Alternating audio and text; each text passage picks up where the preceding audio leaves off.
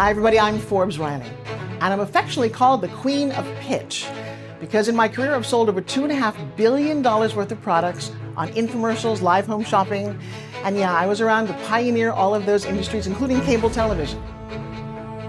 My mission is to educate, enlighten, and empower people to be their very best, using their voice and the art of communication, but mostly to find the essence of themselves and fight for it because you're worth it.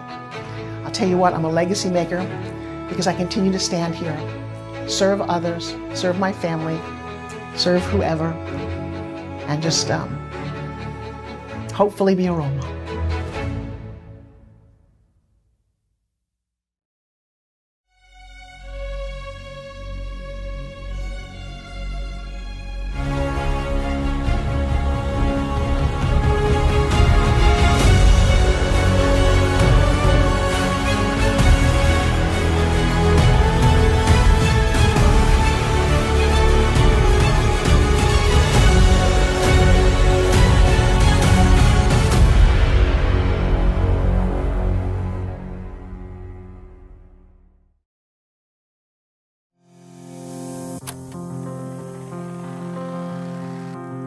Forbes Riley grew up in Long Island, New York. The hardships she faced as a child inspired her to pursue a career that demanded her voice be heard. You know, it's always funny. I'll tell people I grew up ugly, and they're like, oh, come on, you can't be that ugly. They put me in a full set of braces, which, you know, most people have braces for a year, 2, 3, 4, 8 years. Your entire time when you think you want to be pretty and smile, I had silver everywhere, but not just silver. I had rubber bands, I had headgear, and then they screwed this thing into my mouth called a tongue twister. And so now I talk like this. And for 2 years of my life, no one can understand a single word that I said. As if that wasn't bad enough, I walked into a baseball bat and I broke my nose. And so now my nose is crooked off my face. I can't talk, I'm overweight, I have frizzy black hair, and no one wanted to be my friend. No, don't feel sorry for me, because as I've gotten older and I've done a lot of speaking about this, I realized that me being very isolated was my journey in life. I watched a lot of movies and television, and I fantasized about being anybody but me. In fact, I wanted to be James Bond. Yeah, I didn't want to be a Bond girl. I wanted to have the adventures. I led a very sheltered, quiet life. I was really smart, but oh my gosh, so lonely and just dreaming. I learned to dream because it's the only thing that I really had to look forward to. My dad was a dreamer, an inventor, and an engineer. And one of the things that he loved doing was tinkering. And he would sit at the dining room table, my kitchen table, and he'd make clocks, and then he would make things disappear. And I grew up in this world of absolute magic. One day, my dad, my beautiful inventor dad, he built printing presses. He slipped one day, and he cut off the whole front of his hand. He would spend 3 years in the hospital, 15 operations, and my entire high school was spent seeing my dad in the hospital. We just to bring him dinner every night. And so this ugly, awkward, lonely little girl now has no social life. And sadly, when he passed away, I watched the yard sale people come in and take all of his tools, and then the garbage collectors came in and they pretty much threw everything away. And it was at that moment that I realized that if you don't get your dreams while you're on this side of the dirt, it's too late. My mom turns to me one day and she said, kiddo, I'm really sorry, but we have no money for college. Now, I have to share with you, that was the only thing that I wanted to do. I was going to go be a lawyer and save my family and do something with my life. And she said, well, but you know what? There's a Miss Teenage America pageant happening, and they're giving a full scholarship to college. And then she looked at my face and said, that's not going to work for us. My life absolutely shifted in that same moment. My dad's doctor overheard what we were talking about, and he said, I'd like to offer to fix your daughter's nose for free. You guys have been through a lot. And I didn't care. So I went in, and a few days later, I looked at this little girl in the mirror, and she looked completely different than I had ever looked, and she looked like I dreamed she could look. And I looked at that little girl and I said, you know what? We're gonna enter a beauty pageant. I remember I walked into the audition, the first meeting, there were 500 girls there, all wanting to be Miss Teenage New York. And I was with my dad, I was holding his good hand. And I remember looking at him and saying, you know, one of these girls is gonna be on TV with Bob Hope, and it's gonna be me. And we laughed because my mother's other favorite phrase was, great things happen for other people. Just don't expect too much. And I think that comes from being an immigrant. She grew up in a one-bedroom apartment. where she slept on the couch. My grandfather was a butcher. They did the best they could. And she had big dreams. She used to collect pictures of movie stars and want their autograph. And I'm like, man, if I could just make this woman happy, my life would make sense. So I go through the entire process. I didn't have any money at all. But I had something that the other little girls didn't. I had a huge reason to win this competition. And there's a photo of us with the finals. We're all answering the judges who were right down there. And I can see the determination on my face. I remember when they called my name, probably the biggest turning point in my life up until that moment, positively. And I went on to the Miss Teenage America pageant representing New York with Bob Hope in Tulsa, Oklahoma. While I was in college, I auditioned for a Shakespeare play called As You Like It. Rosalind was the best female character that Shakespeare ever wrote. So I auditioned like I always did. I go to the call board and I'm looking for the townspeople and the extras and my name's not there. And I had a moment of self-doubt and I thought, see, it's not meant for me. And then I looked at the top to see who got that coveted role of Rosalind. And there was my name. I went to the professor, David Richmond, and I said, okay, you want me to do what? Help me understand this. Why did you choose me and why now? It was my senior year. I was going to go to be a lawyer. He said, you're one of the most complex, interesting people I've ever met. Everyone had always judged how I looked, but no one ever looked at the real me. And the crazy thing about Professor David Richmond is that he was 100% legally blind. I sat across from a man who could see me, who couldn't see. And on that moment, the play was a success. I called my parents. I said, I love you guys very much. I know you did the best that you could, but I'm going to go be an actress in New York City. My best friend was Black. And I loved her. I thought this was great. I don't know what we were missing all this time. Except when I said to my parents, I'd like to bring her home for Thanksgiving. And my sweet, beautiful mom said, no, you're not bringing a Black kid home for dinner. And I was shocked. And I said, well, then screw you. I'm going home with her. You know what her parents said to her? You're not bringing a white kid home for dinner. But when I was at college, there were two acting groups. There was a Black acting group and a white acting group. And I put them together to do an urban musical to prove to my parents and her parents that we got this. It's called The Me Nobody Knows. Got rave reviews. And the crazy thing is 37 years later, last year, my college, University of Rochester, came to me with this newspaper article and an award to thank me for putting these two groups together and taking a stand for what really mattered.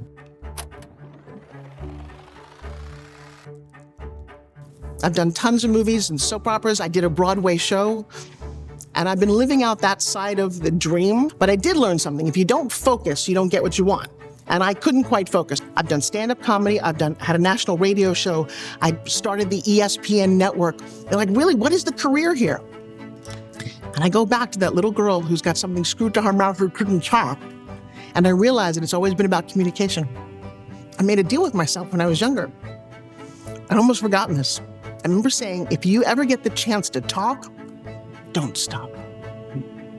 After gaining more confidence, Forbes fully committed to her pursuits as an actress. So I'm working in New York, and a crazy thing happened. I got chased around desks. I wanted to be an actress. I was willing to do almost anything to be an actress except a casting couch. I knew I needed an agent. Casting people would put out a call for a movie or a play, send it to your agent, and the agent would find you as an actor. And so I did something crazy. I opened an agency. I got a piece of stationery, called it CMA, Creative Management for Artists. And I hired a woman named Lindsay Maxwell. And Lindsay thought Forbes Riley was simply spectacular. I was Lindsay Maxwell. And I would get on the phone and I would pitch myself. I got movies and soap operas and commercials and plays.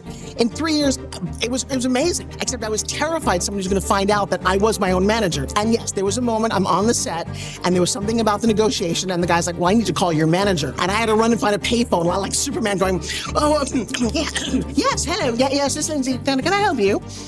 And no one ever found out. And I don't know if that's a good or a bad thing, but it was interesting being my own representative. I survived the 80s in New York City. And then one day, I'm walking across New York City, and there's no real grocery stores in Manhattan at this time. I've got an old lady shopping cart, and I'm walking across the street, and my apple pops out on 8th Avenue. And I looked at it, and I thought, My apples should never see 8th Avenue. My apples should go from the grocery store into the back of my nicely air-conditioned car, into my garage. So at that moment, I moved to Los Angeles. I said, you know what, I'm gonna pursue my career in Hollywood. So there was a moment when everything changed. I was working as an actress in Los Angeles, and one day I walked into an audition, and there was a table with a pen on it. It said, look at the camera and sell me this pen. I thought, well, that's kind of weird. I don't like selling. I didn't grow up with money. It's very uncomfortable. But I had a vision. I looked at all the other actresses and thought, they're going to talk about how it feels and what kind of ink it is. And I said, don't do that. And I looked at the camera and I said, you know, it's a funny thing about pens. I was 15 and a half when I went off to college. I was so young and insecure and uncomfortable. And my mother, God bless her soul, would write me longhand notes every day, and I would race to the mailbox to go get them because I realized a pen like this could reach out and touch somebody's heart. I put it down, went to leave. Body by Jake comes out from behind the camera, grabbed my face, you're gonna make me a lot of money. I have no idea what he's talking about. Cable TV has just launched, and he has a vision for a 24-hour network. There was no onboarding. I had no training for this. And he said, well, just do what you do. And I'm like, I don't even know what it is that I do. He's like, look at the product, make them want it. And I did. I did that 1,500 times over 5 years. And the crazy thing, in 1993, Jake sold that network to Fox TV for $500 million. And at that moment, infomercials happened. Some people were like, oh, that's such a cheesy thing. I'm like, no, it is the genesis of everything every digital marketer is doing. Talk about being in the right place at the right time. My daughter turned to me when she was 17 years old, was COVID, 5 years ago.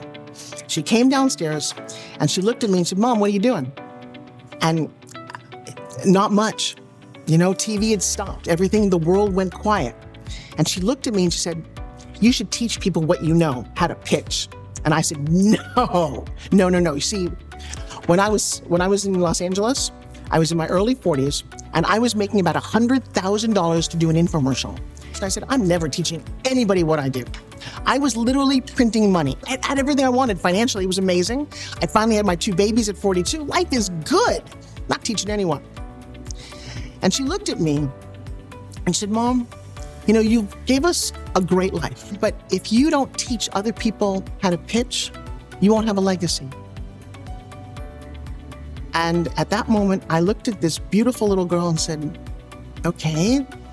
And then she said to me, she said, Mom, I'll make you $1 million in a year, and if I don't, you don't have to work with me anymore. You know what? She was completely right.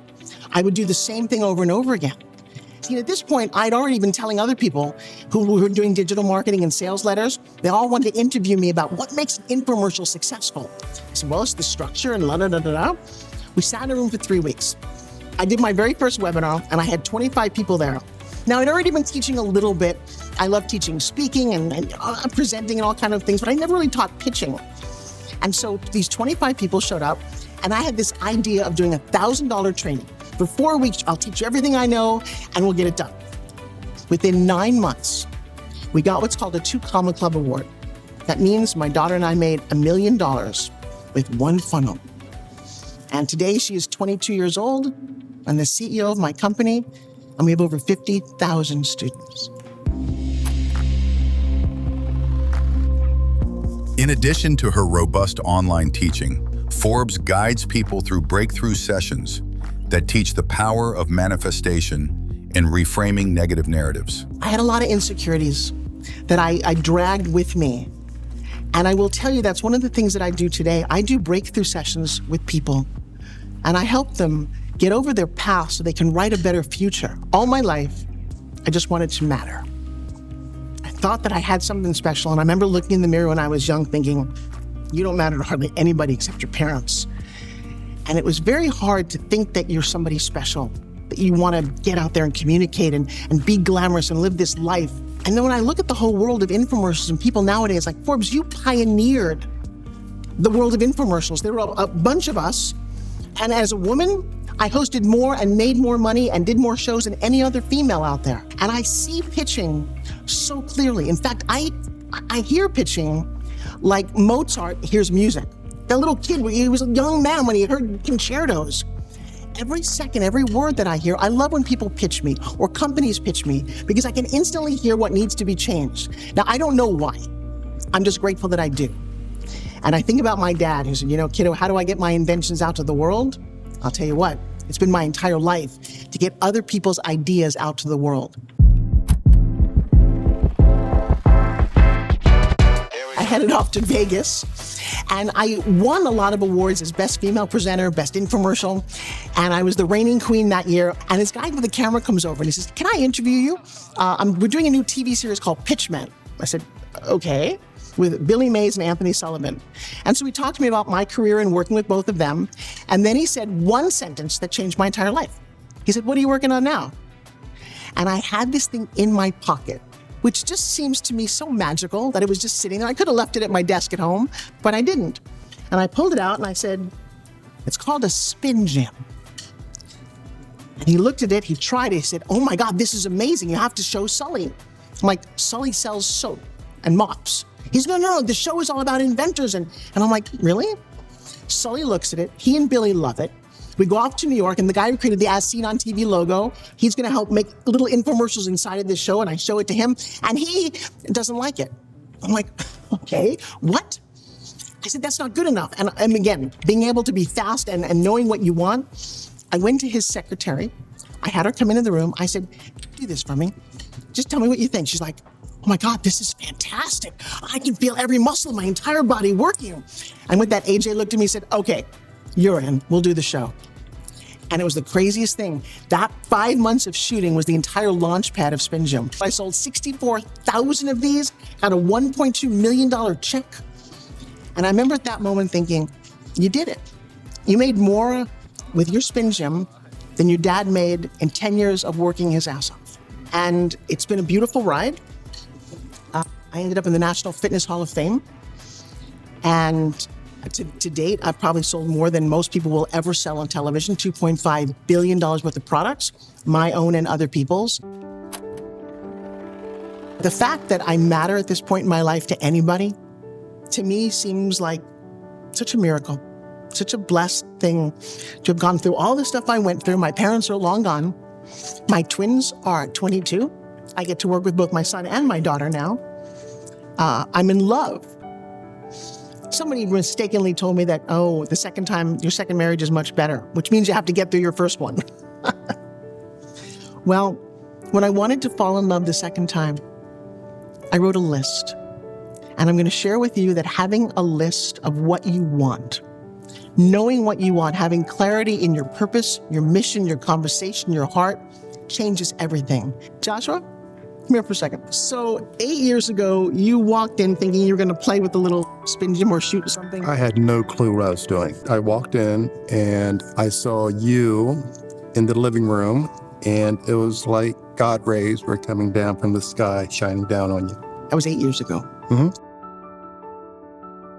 I think having gone through so much pain and anguish, even though I had two beautiful little babies, I think at some point I got very closed off and very brittle. And I think I stopped loving. In fact, somebody called me one day and he said, are you married? I said, well, why are you asking? He said, because I don't see any love in your work. I said, excuse me? I love everybody and they love me.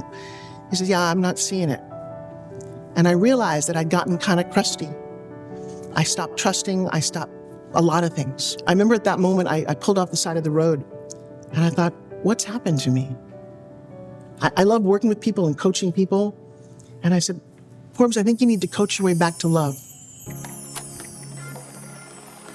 My whole philosophy about life is life happens for you, not to you.